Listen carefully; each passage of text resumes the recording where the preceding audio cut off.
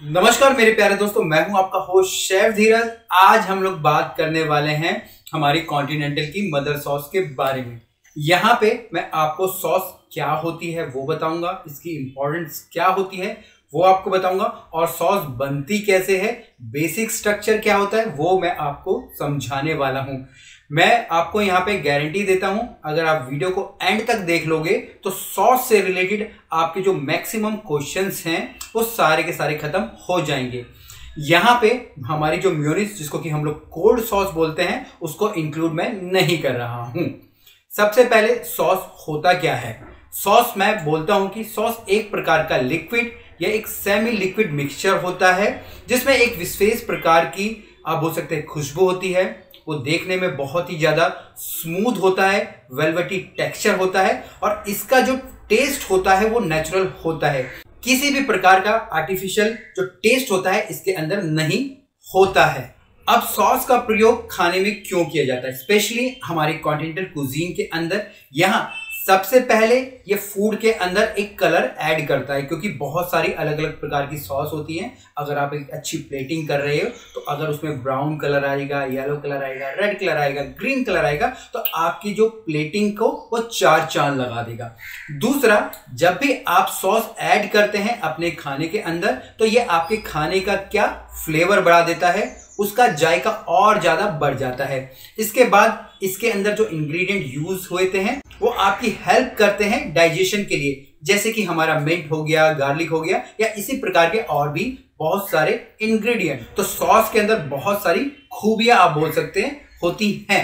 अब सॉस बनता कैसे है, सबसे इंपॉर्टेंट बात, यहाँ पे किसी भी सॉस को बनने के लिए तीन चीजों की आवश्यकता होती है। सबसे पहला है लिक्विड या फिर मेरा तरल पदार्थ। दूसरा है मेरा यहाँ पे थिकनिंग एजेंट, जिससे कि मेरा सॉस क्या होगा, गाढ़ा होगा। तीसरा, यहाँ पे उसके अंदर यूज होने वाली फ्लेवरिंग और सीजनिंग, जिसके के द्वारा उस पर्टिकुलर सॉस के अंदर टेस्ट आएगा और टेक्सचर आएगा। यहाँ पे जो 5 सॉस मैं आपको बताने वाला हूं वो मदर सॉस या बेसिक सॉस कहलाते हैं, और इनको अगर आप समझ जाओगे तो आप हजारों सॉस बना सकते हो। सारे के सारे शेफ जिनके पास भी एक्सपीरियंस होता है वो इन्हीं 5 सॉस का यूज करके अलग अलग प्रकार की सॉस क्रिएट करते हैं। कुछ सॉस जो कि आपने अपनी बुक्स में पढ़ी होगी वो जर्नल सॉस होती है, बट जैसे जैसे आपको एक्सपीरियंस बढ़ता जाता है तो आप अपने हिसाब से भी सॉस वहां पे क्रिएट कर सकते हैं। यहाँ पे जो सबसे पहली सॉस है वो है मेरी बेचमेल सॉस, जिसको कि मैं यहाँ पे व्हाइट सॉस भी बोलता हूँ। यहाँ पे बेचमेल के अंदर जो लिक्विड यूज हो रहा है वो है मेरा यहाँ पे मिल्क, माने दूध। दूसरा, यहाँ पे जो थिकनिंग एजेंट यूज हो रहा है वो है मेरा रू क्या होता है, हमारा equal quantity of butter and flower. और सबसे लास्ट में यहाँ पे जो सीजनिंग और फ्लेवरिंग यूज कर रहे हैं वो है हमारे अनियन, बे लीफ और हमारे क्लोव्स, जो कि हम लोगों ने सॉस के अंदर यूज की हुई होती हैं। दूसरा यहाँ पे सॉस है वो है हमारा वलूते। अब वलूते के अंदर जो लिक्विड है वो है हमारा स्टॉक हम कोई भी यूज कर सकते हैं, चाहे मेरा चिकन का हो, चाहे मीट का हो, चाहे फिश का हो, या फिर हमारे वेजिटेबल का हो। यहाँ पे जो थिकनिंग एजेंट यूज हो रहा है वो है हमारा रू, और रू यहाँ पे हम लोग यूज कर रहे होते हैं ब्लेंड का मतलब है हमारा जो रू है वो थोड़ा सा व्हाइट, जो हमारा रू हमने व्हाइट सॉस के अंदर यूज किया था उससे थोड़ा सा ज्यादा ये कुक होगा। आप बोल सकते हैं व्हाइट रू और ब्राउन रू के बीच में जो टेक्सचर आएगा, जो कलर आएगा, वो ब्लेंड रू होगा। और इसमें यहाँ पे जो सीजनिंग और फ्लेवरिंग यूज की जाएंगी वो होंगी हमारी हर्ब्स, हमारे मीरपुआ, या फिर अगर हम जो फिश के साथ फिश वलूते बना रहे हैं तो वहां पे हम लोग यूज करेंगे हमारे मशरूम्स के ट्रिमिंग या फिर हमारा लेमन जूस। तीसरा, यहाँ पे जो सबसे इंपॉर्टेंट सॉस है वो है हमारा ब्राउन सॉस, जिसको कि हम लोग स्पेनियल सॉस भी बोलते हैं। यहाँ पे जो लिक्विड है वो है हमारा ब्राउन स्टॉक, मतलब कि जो आपका लिक्विड होगा वो कंप्लीटली ब्राउन कलर का होगा।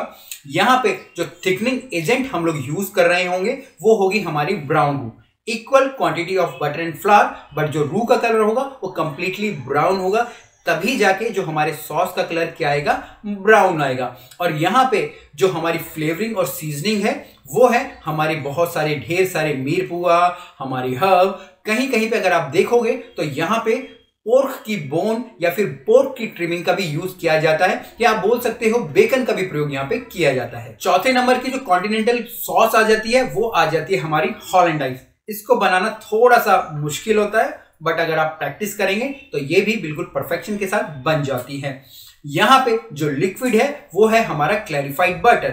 क्लैरिफाइड बटर के लिए हमको बटर लेना होता है और उसको मेल्ट करना होता है एकदम स्लो फ्लेम में। स्लो फ्लेम में बटर को जब हम लोग मेल्ट करते हैं तो उसके अंदर का जो भी फैट के पार्टिकल होते हैं या दूध वगैरह तो सारा निकल जाता है और बड़ी सावधानी पूर्वक हमको फैट को अलग कर लेना होता है सॉस बनाने के लिए।